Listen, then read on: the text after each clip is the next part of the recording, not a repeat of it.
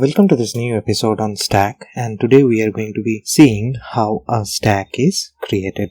Now, the basic theory for a stack says that stack is a LIFO data structure.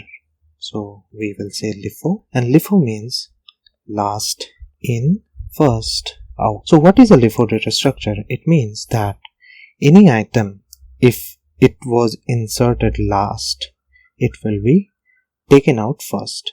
So let's say 1 was pushed at first, and then 2 was pushed, then 3 was pushed, then 4 was pushed, and so on. Then because 1 was pushed first, then it should be taken out last, or because 4 was pushed last, then this is the first item to be taken out. So this is why it's called a LIFO data structure. So if I say get an item from stack, or the actual operation is called pop. If we say pop initially should give me 4. If I say pop again, then it should give me 3, right? So this gets out first, then this gets out, and similarly. So the removal of items are done in this direction, and insertion of items are done in this direction. That is why this is a last in first out data structure. Pop is basically for taking an item off the stack, okay, which means we are removing an item and getting that item. What if we just want to read whichever is at the top position of the stack, but we do not want to remove the item from the stack? So in that case, the operation that we do is called peek.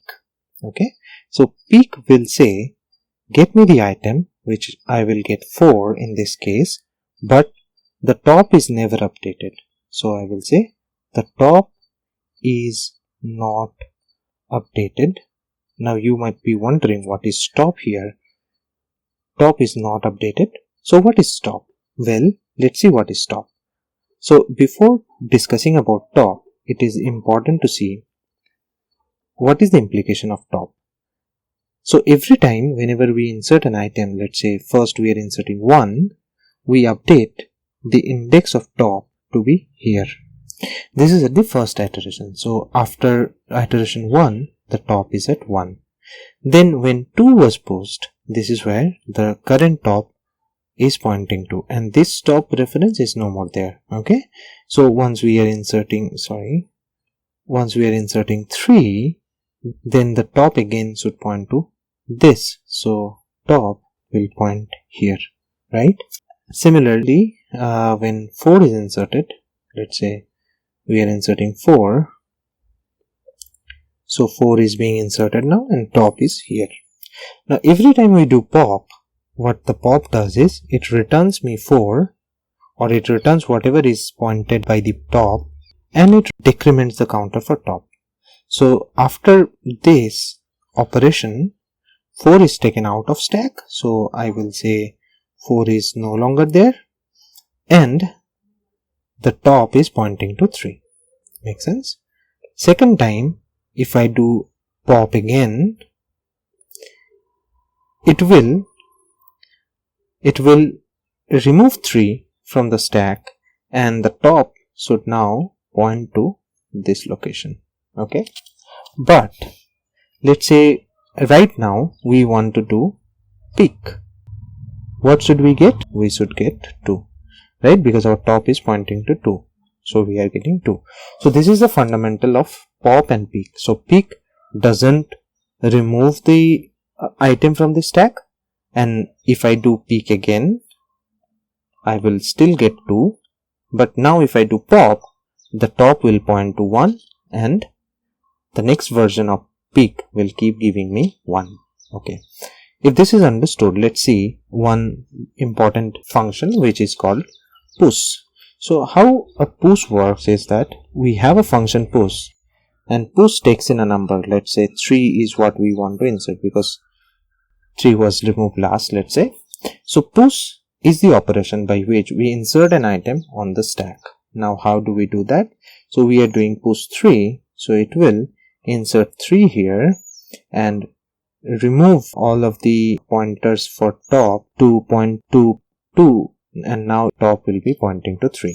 So every time we do the push operation, it should be inserting the item onto the stack and also update the counter for top. Okay, so this is the abstract data type of stack. We will see how it is implemented using an array in our assignment section.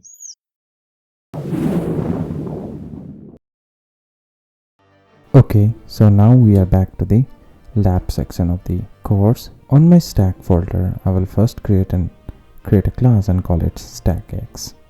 Now this stackx is going to have two member variables. One is the integer that we will use for tracking the top, so we will say int top. Another one is going to be private int array, and this int array is going to be of the elements that we will be using to make the stack. So let's head over to the constructor section in the next and create the constructor.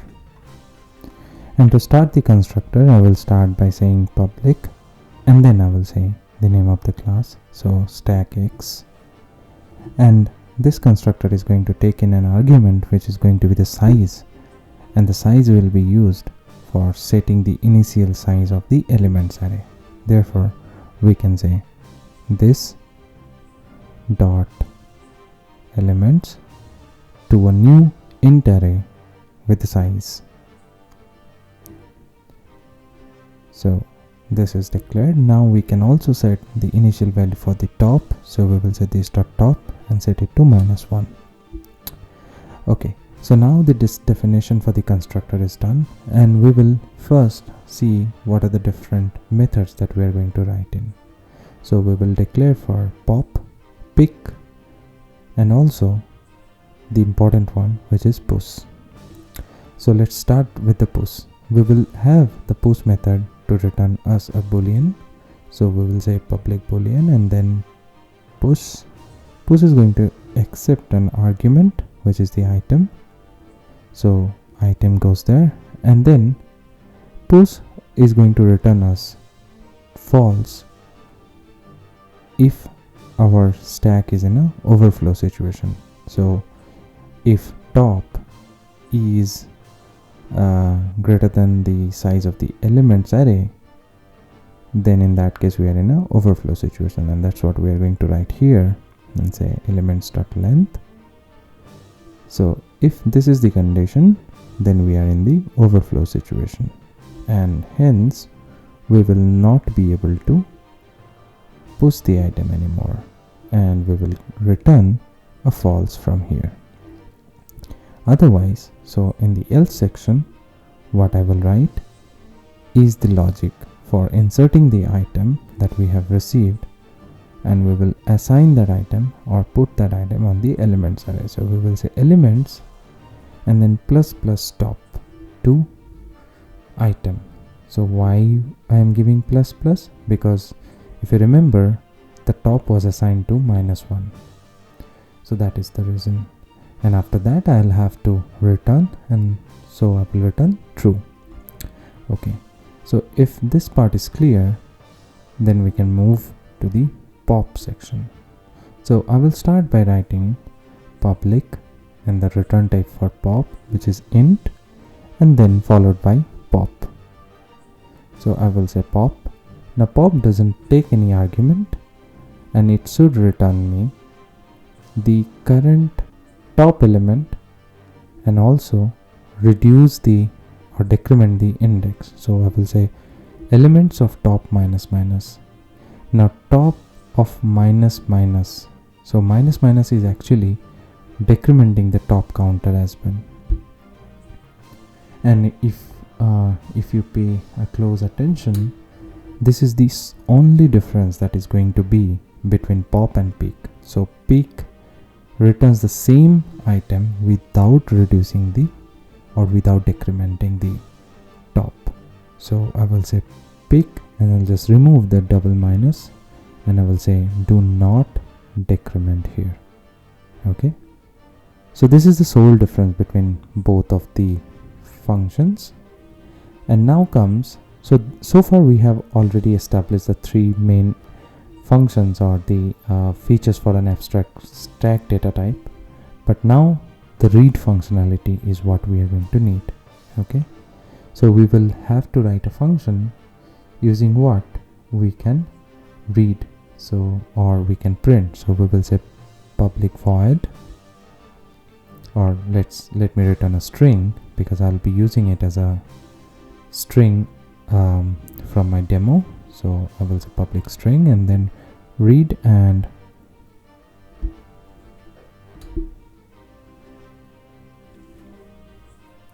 okay, so I have named the method, and what I will do now is that I will just define a start, because I want to start from 0. So this read and print stack is going to start from 0, and one thing to remember is that there are two conditions.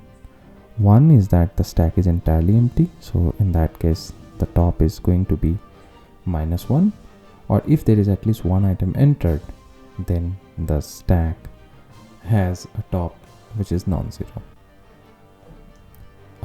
So why are we doing this? Because I just want to print whatever the initial version of the stack is. So if and that is going to be printed here inside the else section. So this is for initial stack, okay, with all the zeros, that's right. And then on the if section, so we already know that our top is greater than 0, but we will have to loop until we come to the head. So I will write this do while, and I will keep start is greater than, no, it's it should not be more than the top, so less than equals top. Okay, here I think now I need to introduce a string buffer, because I want to accumulate all the different items that I'm currently reading and finally return the accumulated output. So therefore I will say string buffer.append, and I will append the elements at the start index.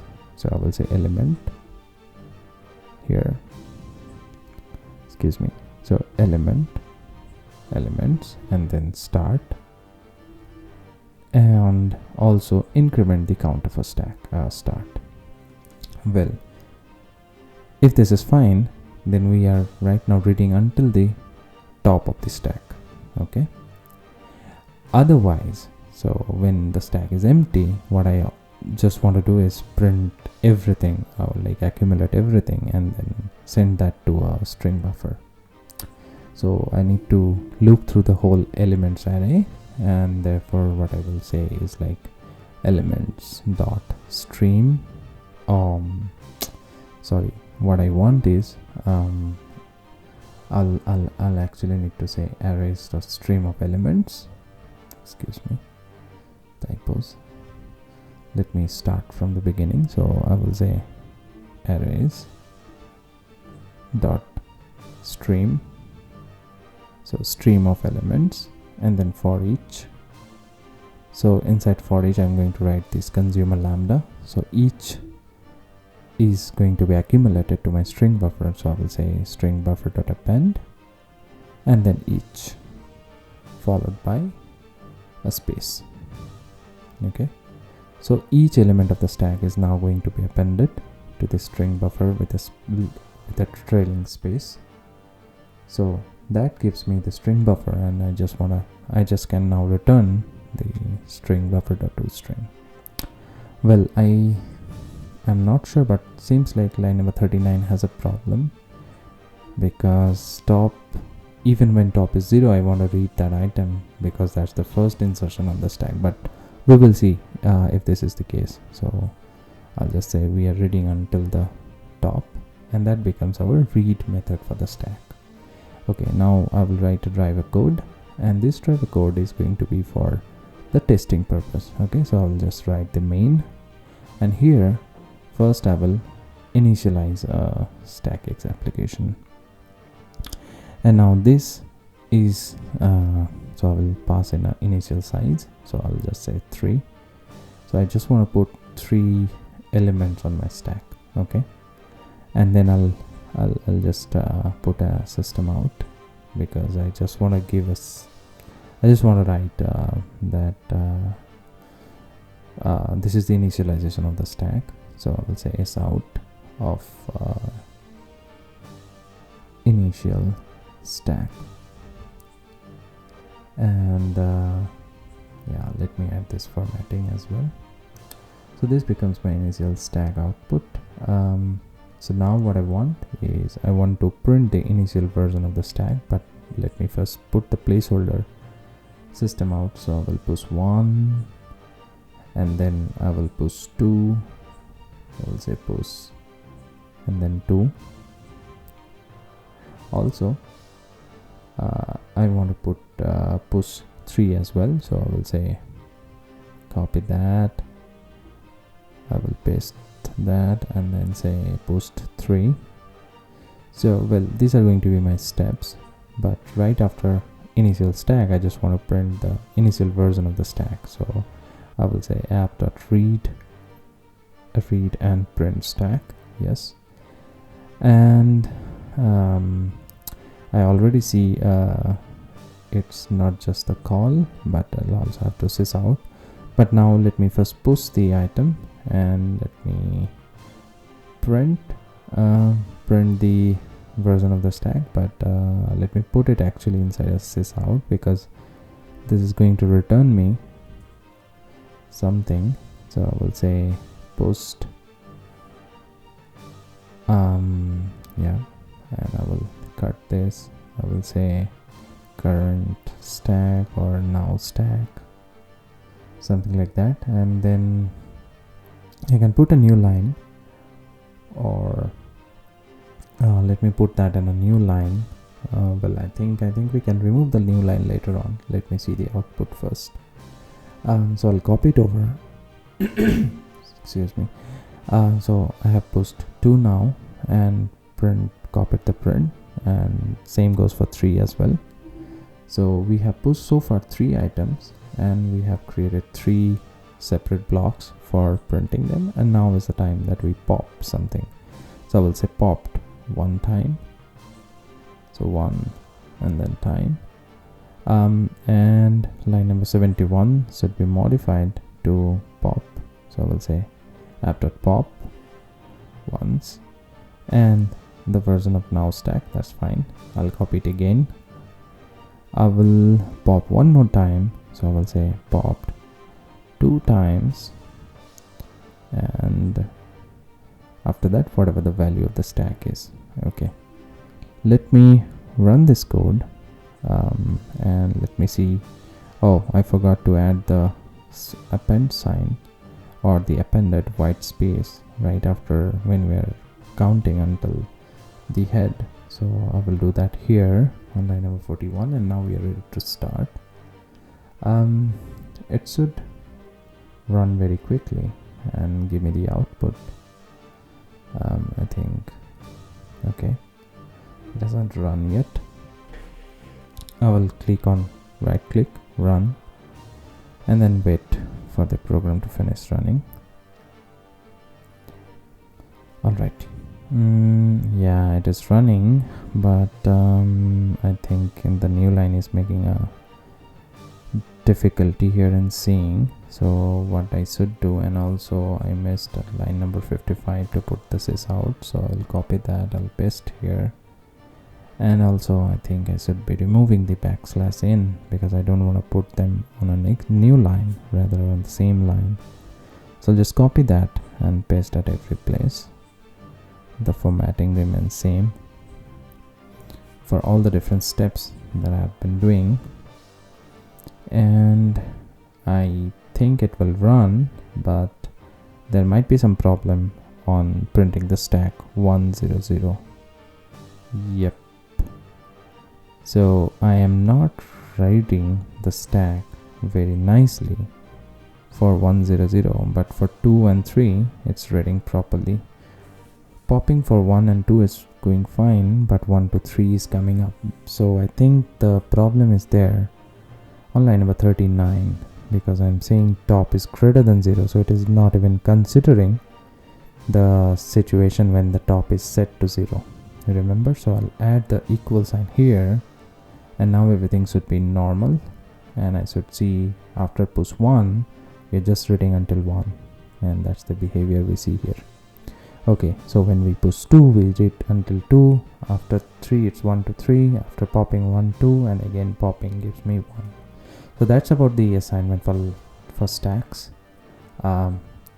Let's head over to the next section where we discuss some problems on stack.